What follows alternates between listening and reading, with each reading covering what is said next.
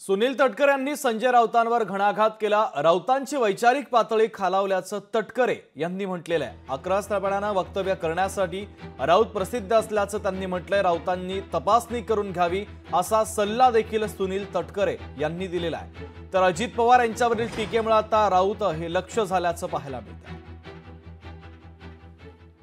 संजय राऊतांची वैचारिक पातळी दिवसेंदिवस खालवली जात आहे आणि विशेष करून ज्यावेळेला एकनाथ शिंदे साहेबांनी एक वेगळी भूमिका घेतल्यापासूनच ते अक्रस्थळपणाने वक्तव्य करण्यासाठी प्रसिद्ध झालेले आहेत। पण मुख्यमंत्री माझी लाडकी बहीण योजना दिल्याच्या नंतर खरं तर त्यांना सल्ला देईन की त्यांनी त्यांची योग्य ती लवकर तपासणी करून घ्यावी।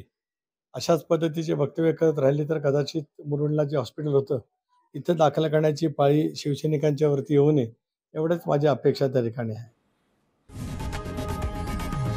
लोकशाही मराठी ऐका, पहा, जागरूक रहा।